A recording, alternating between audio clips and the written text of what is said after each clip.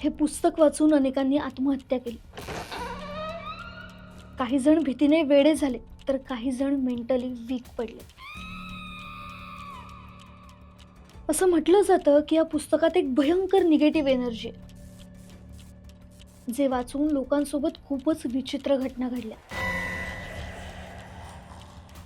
13व्या शतकातला एक जुना मठ मध्यरात्र उलटून गेली आणि बाहेर किर्र अंधार. आत एका लहानशा अंधाऱ्या खोलीत एक कैदी भीतीने थरथरतोय, कारण त्याला एक चॅलेंज दिले, एका रात्रीत असं पुस्तक लिहिण्याचं ज्यात जगातील सगळं ज्ञान असेल. आता हे चॅलेंज तर त्याने स्वीकारले, पण हे पूर्ण झालं नाही तर त्याला जिवंत भिंतीत बंद करून हळूहळू मरण्यासाठी सोडलं जाणार आहे. त्याच्यासमोर आता चांबड्याची पानं, शाई आणि पिसाची लेखणी, थोडक्यात पेन ठेवलंय आणि त्याच्या डोक्यात फक्त एकच विचार घुमतोय, सकाळ होण्याआधी हे पुस्तक पूर्ण झालं नाही तर माझा शेवट ठरलेला आहे. पण रात्र जसजशी पुढे सरकत गेली तसतसं त्याला समजलं की हे काम माणसाच्या हातातलं नाही. आणि मग मृत्यूच्या भीतीने थरथरणाऱ्या त्या साधूने देवाला नाही तर थेट सैतानाला हाक मारली. त्यानंतर त्याने जे पुस्तक लिहून काढलं त्याला जगभरात डेव्हिल्स बायबल म्हणजेच सैतानाचं बायबल म्हणून ओळखलं जातं. कोणतं आहे हे पुस्तक? ते खरंच एका सैतानाने लिहिलंय का? जाणून घेऊया.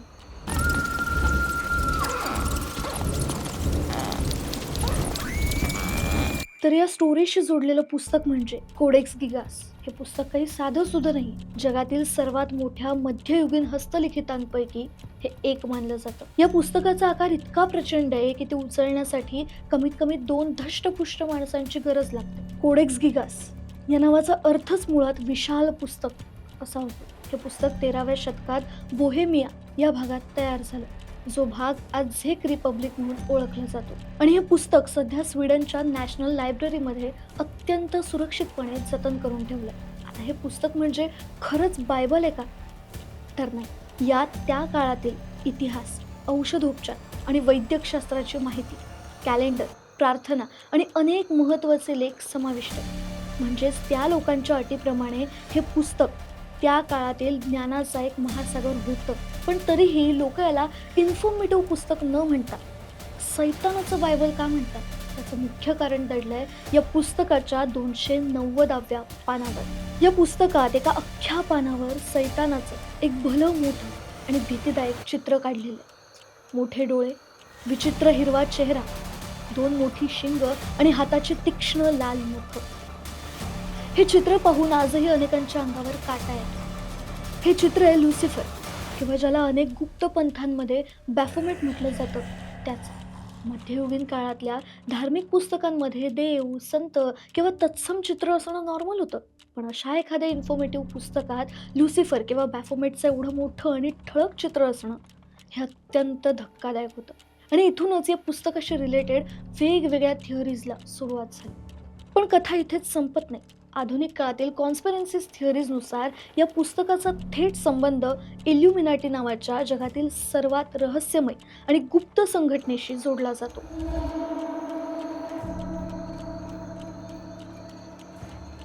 असं मानलं जातं की इल्युमिनाटीचे सदस्य याच पुस्तकातील गुप्त कोड्स आणि लुसिफरच्या तंत्रमंत्रांचा वापर करून जगावर नियंत्रण ठेवतात.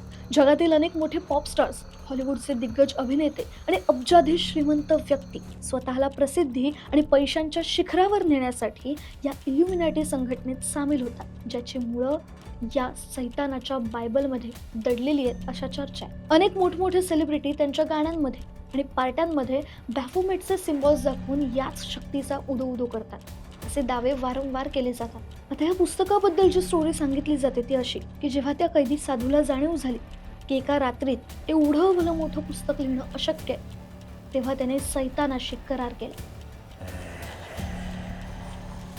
स्वतःचा आत्मा देण्याच्या बदल्यात सैतानाने त्याला एका रात्रीत ते पुस्तक पूर्ण करून दिलं. आणि म्हणूनच कृतज्ञता म्हणून त्या साधूने पुस्तकात सैतानाचं भलं मोठं चित्र काढलं. पण आता वैज्ञानिक आणि इतिहासकारांच्या नजरेतून पाहिलं तर खरंच एका रात्रीत असं पुस्तक लिहिणं शक्य आहे का? याचं उत्तर स्पष्ट आहे, अजिबात नाही.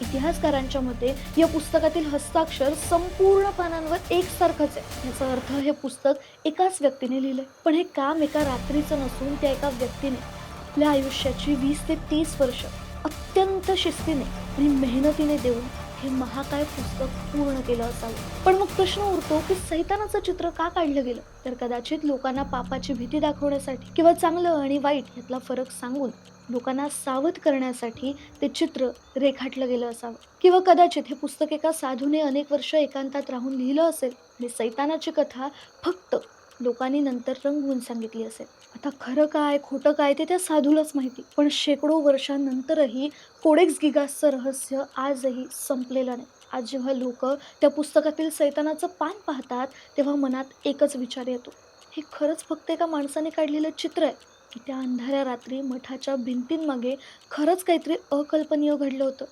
जे कुणालाच कळलं नाही किंवा जे त्यावेळच्या लोकांसोबतच निघून गेलं. तुम्हाला काय वाटतं?